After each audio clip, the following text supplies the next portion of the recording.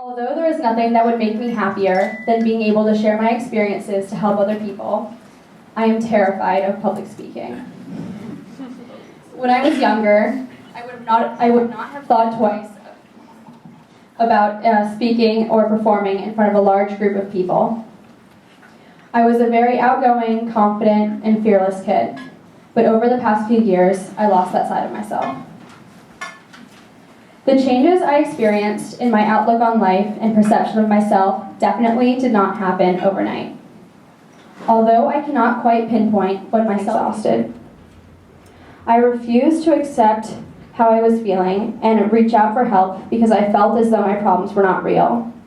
I felt this way because of how different I felt on the inside was from how I appeared on the outside. I always thought that people with mental illness had experienced a traumatic event, struggled financially, or did not have any friends. None of that fit who I was. I felt that I did not deserve to get help because my problems only existed on the inside. I was afraid to be authentic with how I was really feeling for fear of judgment.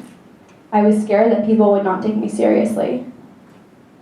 Throughout my journey, I have realized that mental illness does not take a certain shape or form, and that there is no one image of mental illness. My desire for a tangible representation of my emotions manifested in self-harm and an eating disorder. Although I tried to keep these things to myself, I wanted people to care about me, and I felt like they needed a reason. Throughout all of this, I wanted an out. I wanted help.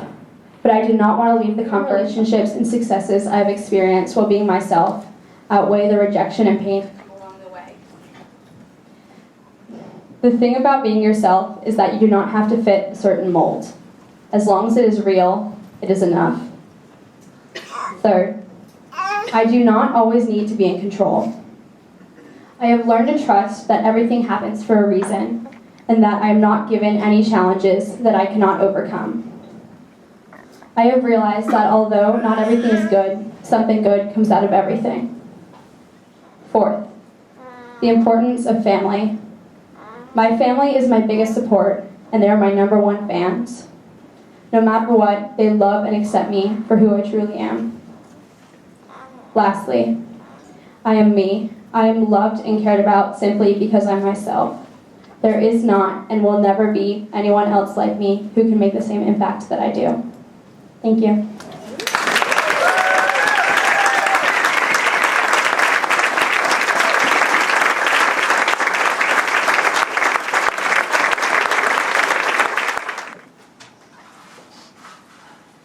Sorry.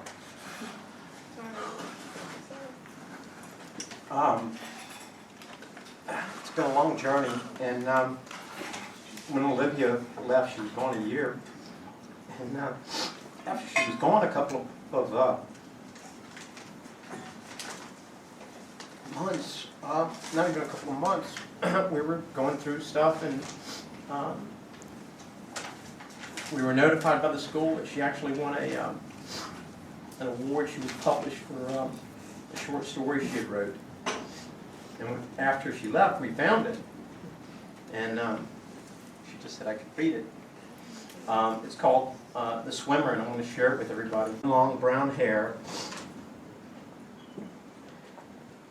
She closes her eyes to say a quick prayer. She doesn't pray to a God. She just prays that the waves do not hit her too hard, and she knows the little strength she has left will not get her much further.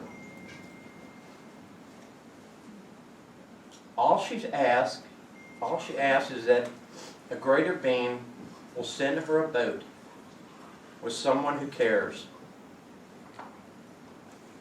After she says her prayers at night, she goes to bed and turns off the light. This girl that I know likes it when it is dark. She cannot see herself. She only feels the faint beat of her heart. She cannot see her pale skin, her light coat of freckles, or her smile that makes sad people chuckle. She sees only in herself what she thinks is wrong.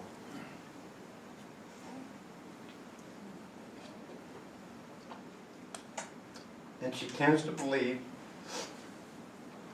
that she does not belong.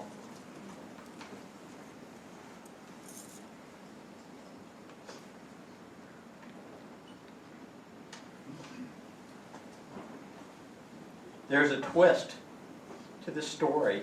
The girl could never have drowned when she was standing with both feet on the ground.